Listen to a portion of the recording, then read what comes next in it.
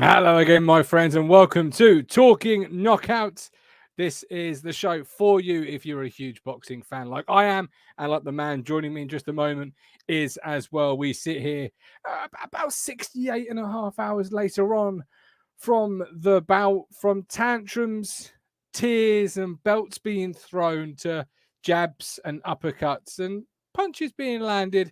Who had it for you? It was a split decision in the end. Was it right? Was it wrong? So we will try and break it down the best way we can. And joining me is, if Stephen Thompson's is our F1 aficionado, then Matt Phillips is our boxing aficionado, affectionately known as Steve Bunce. Welcome in, Mr. Phillips. How are you? Luckily, I've got more hair than Steve Bunce. But You certainly have, yes. Did you retain your emotions better than Buncey did on Saturday night? Because he was animated. Yeah. And AJ as well. Yeah. I mean, it was the whole card worth almost 30 quid? Probably no, not. it bloody wasn't. I'm glad I was at a wedding. That's all I can say. I hope everyone who paid for it enjoyed it. I mean, obviously, the main event was very good. And AJ put in a far better performance than he did back at Tottenham. It was a little bit more focused, a bit more discipline. Arguably more of a game plan to try and win the fight, I would say, than he had back in September 21. But as we kind of predicted, the result went Usyk's way, and he's now proven he's the better man over 24 rounds, isn't he? Oh, yeah, without a shadow of a doubt. And if you're new to the platform, this works one way only. We have a live chat. Get involved. We feed off your comments, your opinions, your questions, your posts, your notifications. So get active in that live chat if you are watching us. And if you're not watching us live, then please do leave a comment in the comment section. That man here has a YouTube account now, and he will reply with his Steve Bunce type Buncey knowledge, we'll call it. We'll call it the Phillips knowledge. But we are sitting here 6 to 8 hours on from the fight. And are you still a bit bemused and surprised at just what happened post fight? Because it wasn't just the belts being tossed. It wasn't just the WWF style promo. There was it was an altercation backstage with an old gentleman who just said, "Be professional," and AJ flew a little bit. It was suddenly descended into a circus. So before the boxing match, we discussed.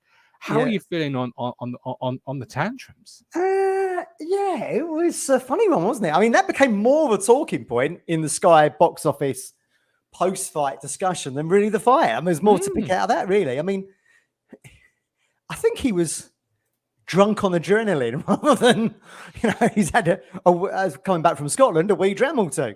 I mean, it was weird, wasn't it? I mean, I never think it's a good idea, really, for boxers to have a microphone in their hand after, 36 minutes of action. I mean, certainly in the UFC, where they've interviewed people after knockouts and they've said the most bemusing things. And I know Joe Rogan, who's one of you're probably people watching this show will know him from his Spotify show, but he's actually a big UFC pundit on their numbered events. And he said, I don't want to interview people anymore after they've, taken some shots and been knocked out. And I was thinking the same thing with AJ, and he became the AJ show. He became the AJ show. He grabbed it himself, though, Matt. No one gave him anything. He grabbed the Ukrainian flag. Then they tried to take the Ukrainian flag off him, and he got a bit beefy. He was like, "Oh, yeah, sure." Like the whole thing was a real outside a pub feel. Like it was. You were waiting for the bouncers.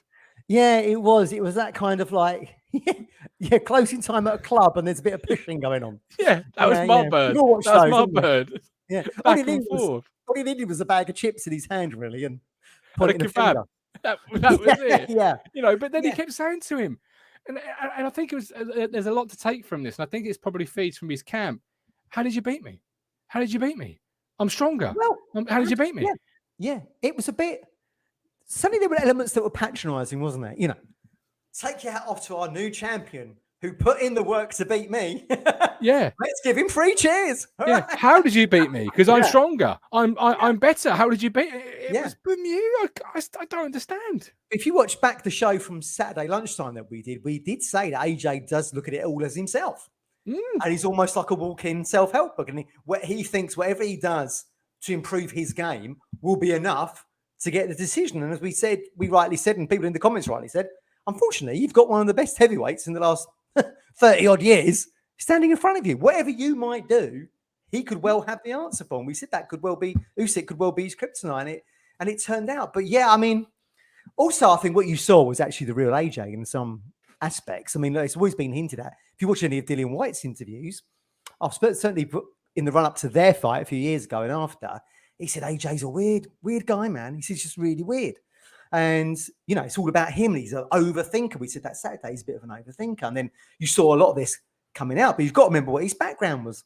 And he mentioned it in the round, didn't he? He said, you know, I was going to jail, then I got bail, then I turned to boxing, and then he mixed it in with a bit of profanity, which Eddie Hearn has done very well to try and make AJ that clean-cut guy. And like, you know, we said on Saturday when Fury's we saw a little bit of breakaway from that after the first fight where AJ wanted to speak for himself. I remember watching an interview. We sat in a room where it's a famous YouTube channel. It doesn't come to mind right now, but he sat in a room.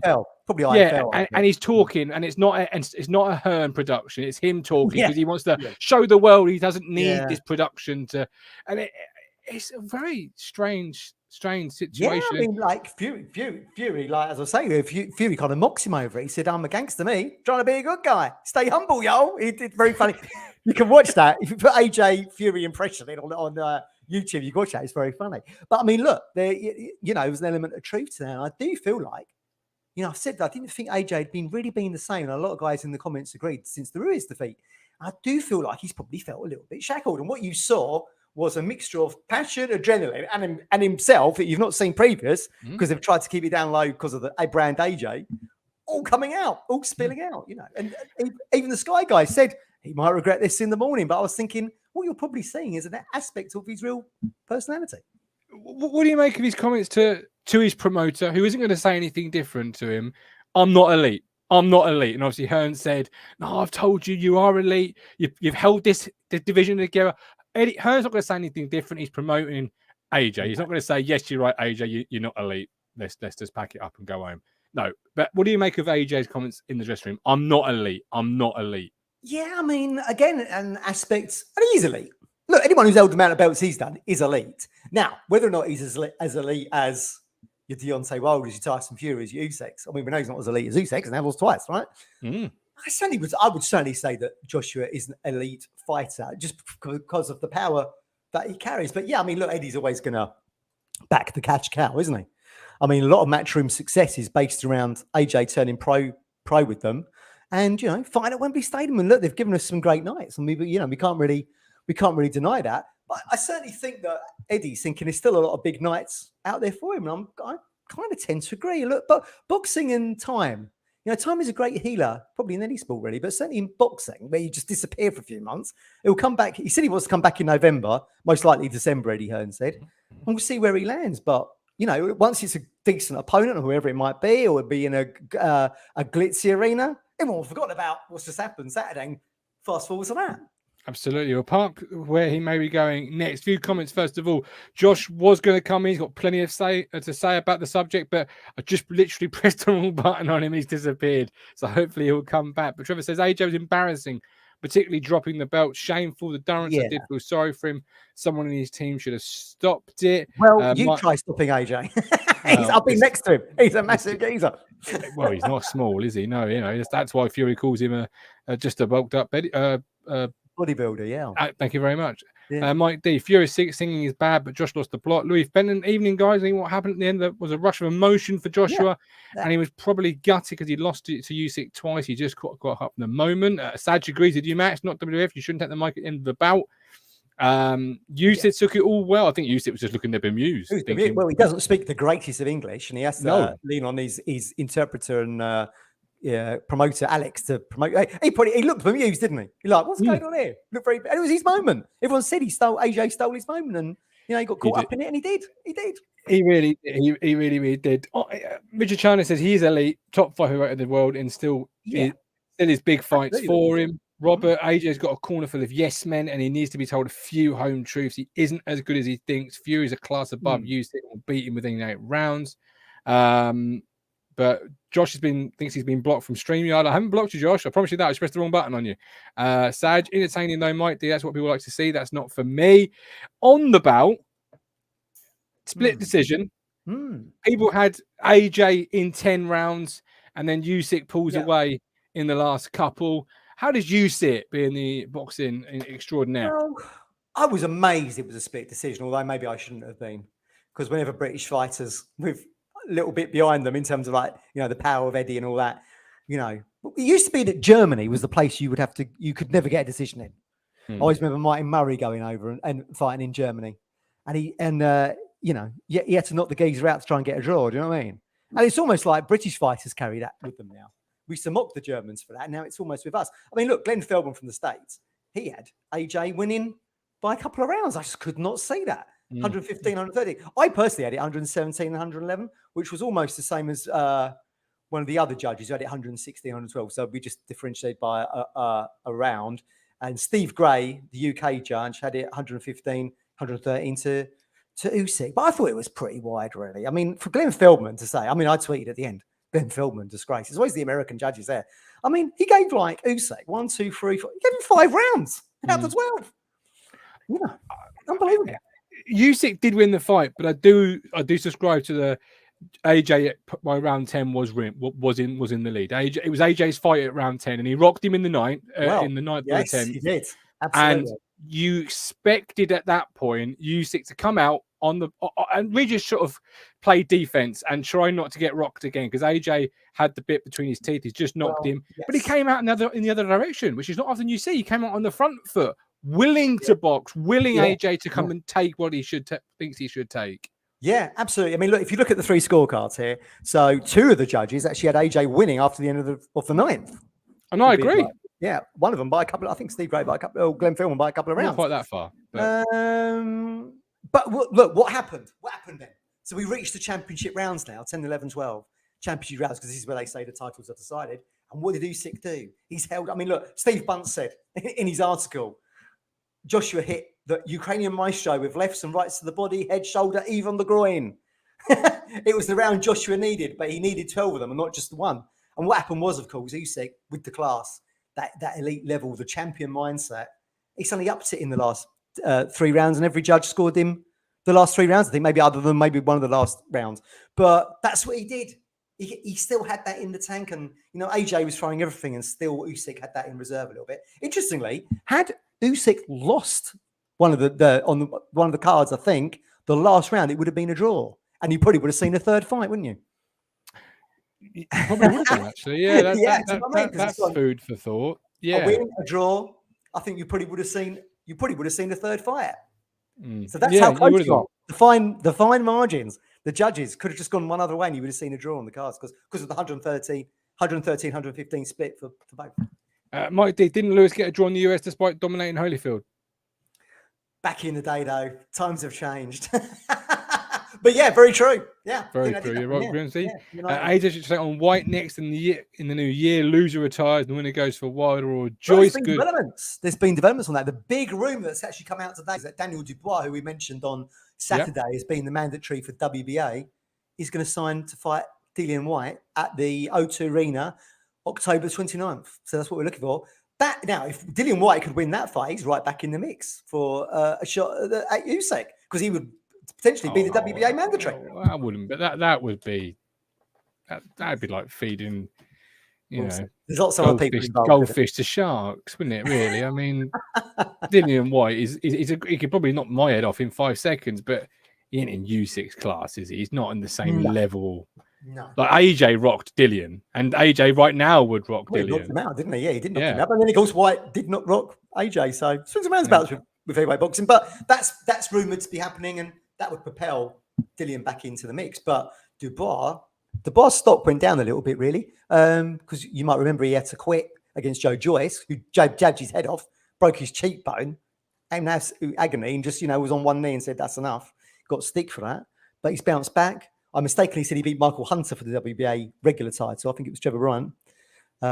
He's now been paid by Don King, who I share a birthday with. Luckily, I'm not 90 years old yet, Martin. Not great hair, though. He's now the old electric hair. He's now been paid by him, and that means they've moved forward, and it looks like he's going to be fighting Dillian Whyte, which would be a great UK fight. Before I bring Josh in, once you get past the Fury and Usyk, there is a big drop. And I don't mean that with any disrespect. I mean, you're looking at the rest, and the rest are just all very much, not Willdini and Whyte could do, but won't do. Joshua's had his moments. Will need to regroup. Yeah, Dubois, you just said, has hurt some stock. Joyce and Parker. There's nobody really where you're thinking this guy is ready or about to take a next step to that elite level. Yeah, it's Usyk and Fury's divisions respectively. Yeah, as long as they want it. They're your box office, aren't they? And look, Deontay's still in the mix. You can still see that. I'd love to see that. I mean, I think the week of the lead up to that, Deontay versus AJ, be it here or in the States, would be brilliant. Depends how Deontay does against Hellenius when he just comes back. Del Boy out. Del Boy, I mean, I was talking about Del Boy. I think Del Boy and AJ are mates, and I think Del Boy's always sort of, in AJ's corner. But I mean, that is a fight. Maybe we'll come back to that in a minute. It's fights that for AJ. I'm just going to Google when's the last time I saw Del Boy win a boxing match. Well, his last fight. it's not. I mean, I love Del Boy because his character, but I mean, what have we next? Shannon? We said Saturday, didn't we? He's more. Let's go, champ. Let's go, champ. But he'd be good. Yeah, be a good one for AJ, really. But whether or not they've got a friendship there that would stop that. I mean, look, Joe Joyce versus AJ. That'd be tough for AJ, I think. Joe Joyce is not the most charismatic of men, but he's got a chin of granite. It's called the Juggernaut. I mean, you hit him, nothing happens to him. So he could be in the mix as well. I mean, that'd be quite a tough fight for Usyk, I think. That's who I want back out of retirement. Shannon Briggs. Let's go, champ. Let's go, champ. Let's go. That's who I want. Shannon Briggs. He actually had a fantastic record. He was like 70 fights, 4 defeats. I mean, they mock him for the Let's Go champ, and he was trying everything to go with Klitschko. It just a name that people aren't talking about, but I think you could see. I mean, look, Andy Ruiz fights Luis Ortiz in September. You could see the rubber match of that if Ruiz was to win that. Oh, that's a very tough fight. And Ortiz has only ever been knocked out by Wilder. He's got 2 defeats. So you could see the third fight there. Otto Wallin could be a fight for AJ. Probably not quite elite level, really. And he hasn't really got a box office name, but a good comeback for him. And Otto Wallin arguably beat Tyson Fury because you'll remember, Mike, we've discussed before the Wilder show, that Wallin landed a superb right hand as a southpaw on Fury, opened up a cut that needed probably 50-odd stitches. In the UK, that would have been stopped 100%. But because Fury was the home fighter in Bob Arum's home, in Bob Arum's promotional town, and there was too much money to be lost, the fight continued. But I feel sorry for Otto Wallin because I think he really should have probably won that fight. And he's won 4 fights since. So he could be in the mix as well. Swedish fighter. There we go. Josh, you've got a lot to say about this AJ situation. Talk to us. Lay it on the line, big man. Well, I heard a lot the other day. Well, not the other day, today actually. Apparently Joshua's corner were telling him he was winning loads of rounds that he wasn't. And it made him come out a little less. You might recall, Josh, that when he went back after three rounds, you can hear Garcia on the mic going, "We're 3-0 up. We're 3-0 up." And I was thinking, really? Of course, Glenn Feldman, who gave Joshua the fight, did have him 3 up, and neither of the other 2 judges did. But I thought, that's interesting. Because then, again, you're getting in, like you said in the comments earlier, you're getting into that yes man mentality. I certainly think probably Garcia is a harder character, maybe not to do that. But I thought 3-0 was probably a little bit. How do you get such a disconnect from a corner to the reality, Matt? How does that actually? Well, I mean, look, Josh is training to do some fights. It's all about motivation, isn't it? You've got to keep that motivation up between rounds. Otherwise, you'll lose the hunger, you'll lose the fire. But sometimes you need an element of reality as well. I mean, but one of the judges, Glenn Feldman, did have him 3 ups. I mean, Garcia is not wrong. But sometimes that can lead to, as Josh is saying, it can lead you to complacency. You might not put the foot down on the pedal. One of the mysteries of boxing is you don't know the result until you get to the end. Which is why you need to knock them out. Yeah, that's why people say don't leave it to the judges. But I think the majority of pundits, Josh, and I don't know if you agree with me, were probably surprised that Joshua got split, wouldn't you say? I would. I thought it would be unanimous. Yeah. No way on earth he won 5 rounds in that fight. Not a chance. Yeah. I agree. I had it 9-3 Usyk. Listen, I'll give him round 9 because he dominated round 9. Yeah, he did. Yeah. Probably. I'd probably give it 9-3 Usyk. I can't see. Yeah, like I say, one of the other judges had it 116, 112. So that's only a 1-round swing from what I had it. But yeah, I think people thought Joshua actually getting a split was generous. But that makes it nervous for everybody. Like Usyk's now going, shit, have I just lost my titles?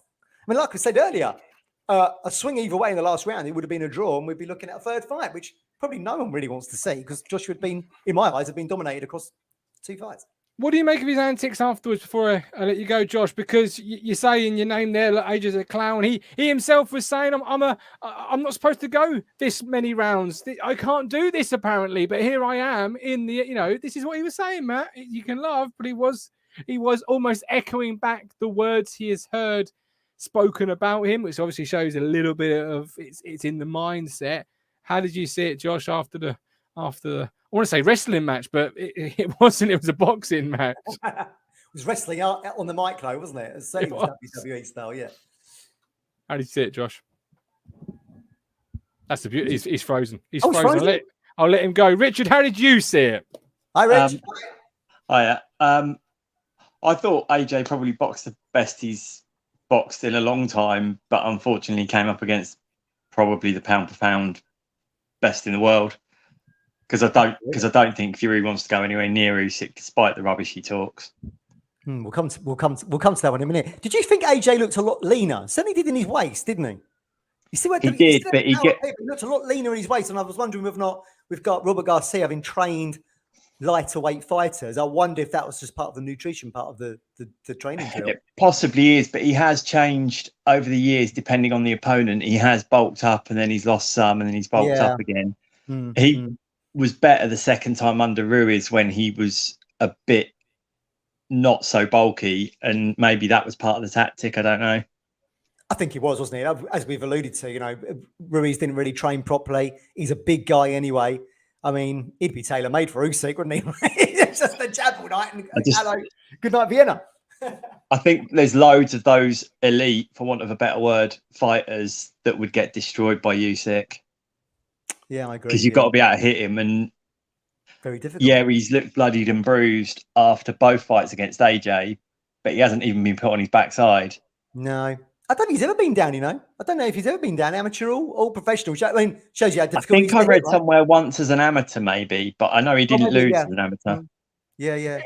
It's also a mentality thing, though, isn't it? I mean, obviously, we have the ongoing war in Ukraine, and Usyk has been on the front line in that, Richard, and the mentality. You had to get the permission to come and be in the fight and get his fellow soldiers okay with it, and obviously they were. And Zelensky gave him permission to leave the country to go to Dubai to train up for it. Yeah, absolutely. Exactly. So it's the mentality, and that's one of the hardest things to overcome, isn't it? That warrior mentality. I think there's a lot to be said for that. He's been fighting on the front line. He's gone through. I know AJ's debatably gone through some stuff in his past, but nothing like that. That's next level kind of stuff, and you put yourself through hell when you do a fight camp to get ready for a fight, and then the fight itself at whatever level you box at. But to do fighting on the front line and then do a fight camp, that's a different kind of mentality. It was interesting in the post match, Richard, the post fight, Rich, they said, my training camp was all about trying to make it more competitive. This was obviously in the aftermath of the fight. I was thinking, it's interesting he hasn't chosen to try and win, just to make it more competitive. It sounded like, when he's looking back on his own performance, was he just sort of hanging in there a little bit, other than the 9th round where we have to give AJ credit. I think that's part of it, because like I said the other day before the fight, I only really thought he could ever beat him if he went for it early doors. And he didn't do that in either fight. He was competitive this time compared to last time, but he didn't go for it, and he wasn't the AJ that used to just be confident in himself to go and knock the other guy's head off. Yeah. And I think a little bit of that changed the first time he got in the ring with Ruiz, because like you said the other day, there was a lot of stuff clearly going on before that fight. Yeah.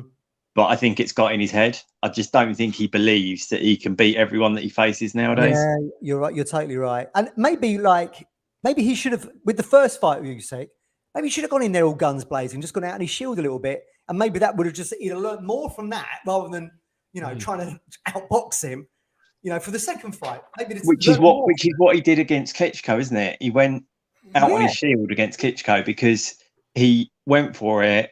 Yeah, he did. Nearly gassed out, nearly got knocked out, and then got a second win. Persevered through it. Yeah, I'd rather he'd done that in the first fight rather than I'm going to try and outbox him. But that was the mindset he was in. Of that has to go to Usyk, though. You know, you've got to give that respect to the opponent who is keeping you in the distance he wants to be keeping you, so you can't move in and have those opportunities to knock your block off. Yeah, I was going to say that I don't think Tony Bellew was ever going to beat him when he came back and fought him, but he was massively competitive against him. He was, yeah. But he said the amount of work he was having to do was just killing him. And that's what it's about. That's why Usyk is so good. Yeah. You're right. You're absolutely right. He did say that, didn't he, Bellew? And he was like, it's almost like the mind game of being in the ring at the time.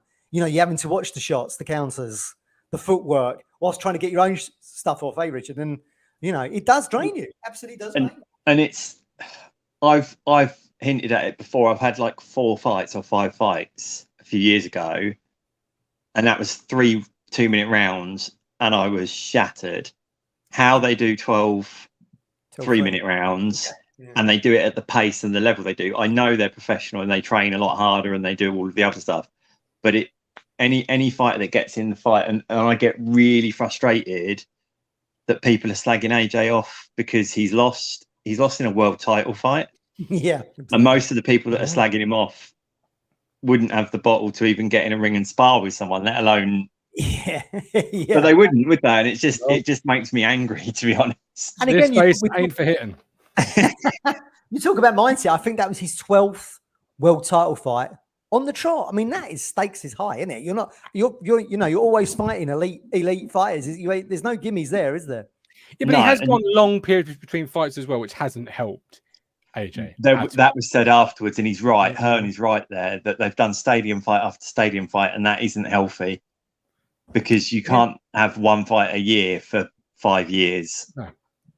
But then also, the other thing that I think should be admired with Usyk is you look at how few pro fights he's actually had.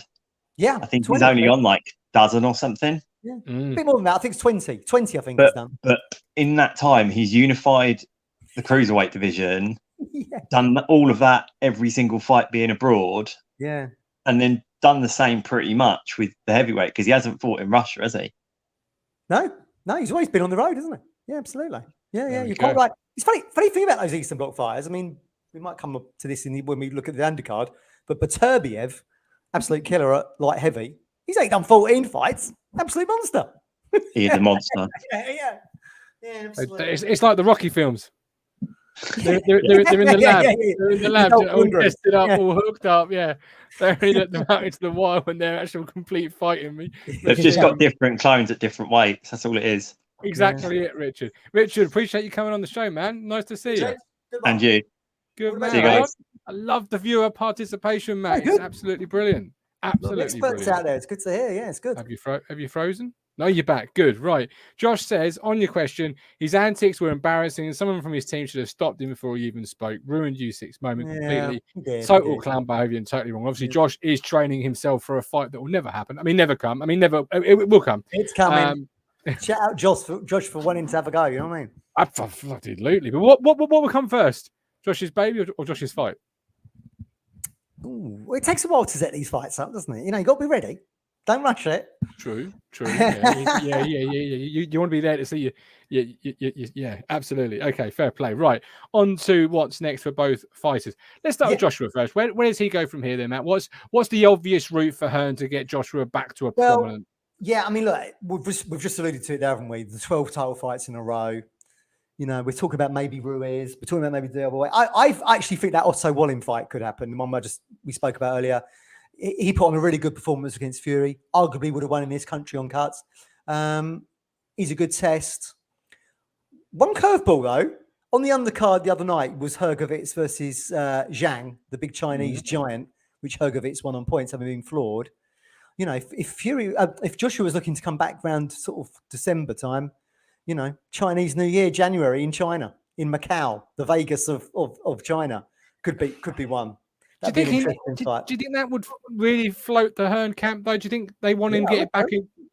Or is it more, we want him back on home soil on a regular basis against fighters we know he can win. You're not feeding him opponents, but good fighters, but fighters that he's got a good chance with on home soil to rebuild a damaged stock, because it is damaged stock. Yeah, that thinking. I think the Zhang fight's a curveball, and I think Otto Wallin in the O2 around December time is probably more likely, I would have thought. I mean, I can't think of any other people. Like I say, Dillian Whyte's now booked up Dubois against Dubois. So, you know, he's still got to fight someone decent. He ain't going to be sort of fighting, you know, he's got to be someone who's kind of in the rankings.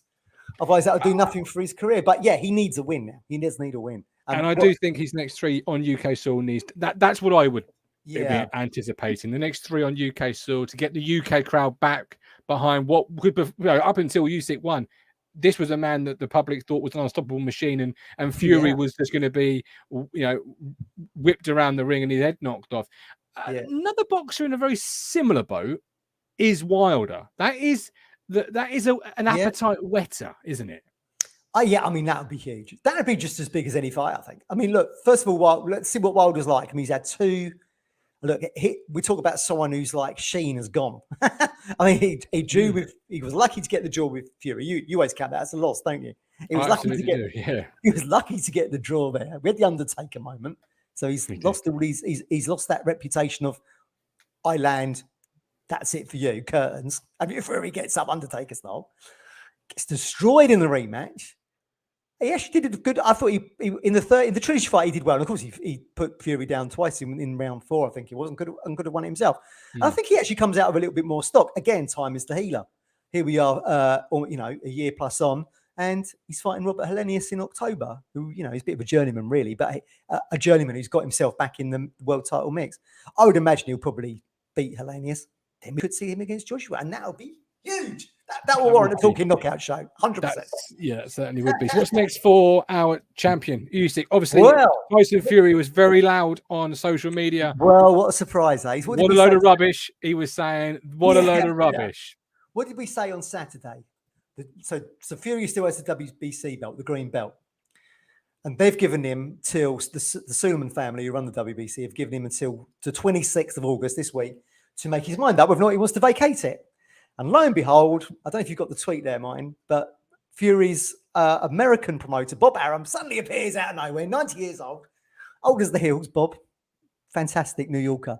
And I'll read this out if you're listening to us. Top Rank and our co-promoter, Frank Warren's Queensbury Promotions, they're the 2 partners that look after Fury's interests, are hopeful we can make the biggest heavyweight championship fight since Ali fought Frazier, Fury versus Usyk. And Arum also made Ali versus Frazier.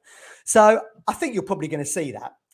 And what's going to make, and I actually think this is going to be a very easy fight to make. And the reason why I think that is because Arum and Top Rank look after Lomachenko, who was also the guy with the beanie hat and the beard, you know, fantastic fighter at low weights, probably the greatest amateur that ever lived, 400 fights, only ever lost once, and he avenged that about 5 times.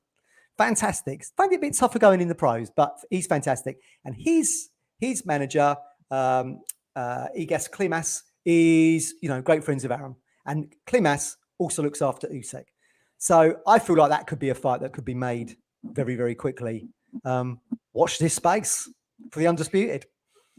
Price tag is what is going to really hold it back. Obviously, Fury wants to be paid if he's coming out of retirement and if he's going to get in the ring. Trevor's right. Fury did say he could beat both of the Dossers on the same night. And I do generally believe he probably could. But what we've heard, what I think I've seen reported or certainly spoken about on 5 Live, whatever, 500 million is what Fury is wanting. He's not far off, though, is he? Really? Well, that's not look, $500 million. That's not going to happen. I mean, look, it'll be huge on the pay-per-view. Would not be surprised if it goes back to Saudi. We said that Saturday, didn't we? The cheddar in Jeddah. Everyone wants a bit of that pound note now. Yeah. I was under the impression and was told that it was around about 150 million was the site fee, but I'm actually told it was around about 75 million pounds. So that equates to what, 80, 90 million dollars maybe. Everyone's going to make a lot of money. So I think it would probably go, depending on when they want to make it, it could go to there. I mean, you'd go probably to Saudi in March, maybe. I could certainly see Fury getting 300. He's not going to get $500 million, but he's 500 million. Sorry, but he's 250, 300.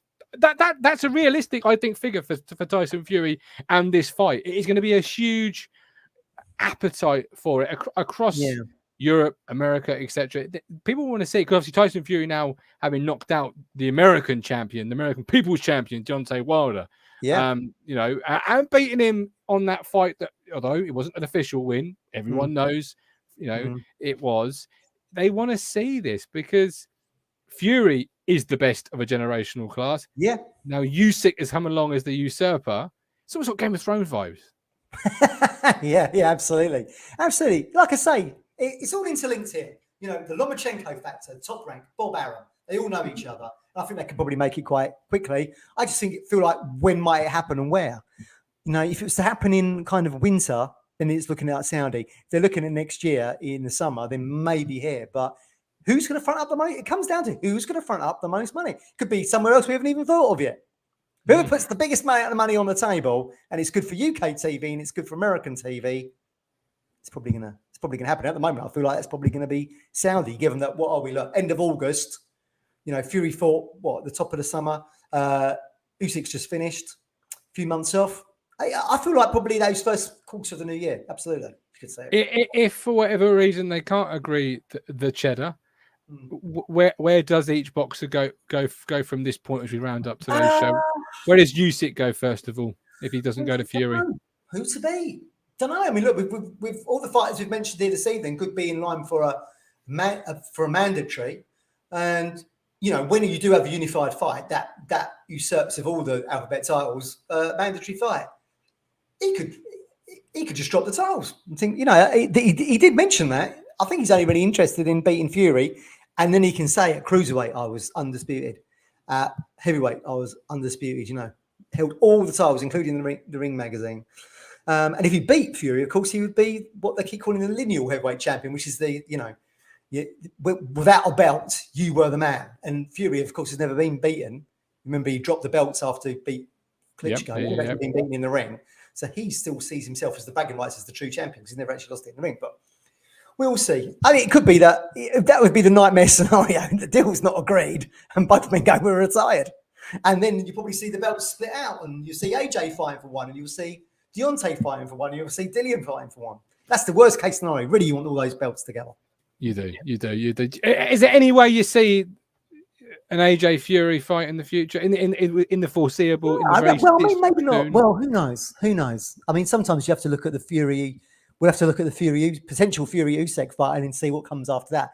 But I certainly think there's some big nights ahead for Joshua, and brilliant, because as I said Saturday, there's nothing better than having British fighters in huge title fights that are on pay-per-view and things we all get excited about. So we'll see. I hope so. It'll be a bit like Lennox Lewis Riddick Bowe. We never saw that fight, and Bowe stuck the WBC belt in the bin, and we never saw it. So I do hope we see it because, you know, like Mayweather Pacquiao, that looked like a fight we'd never see, and then they did fight, and it was terrible.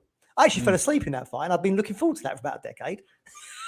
It was terrible. Both were finished pretty much. It's the beauty of boxing, isn't it? Because this time last year you would have been really anticipating Fury Joshua, the biggest fight of the generation. Now, as Josh says here, the two best boxers in the world fighting with the biggest fight of the generation. That's now Usyk and Fury.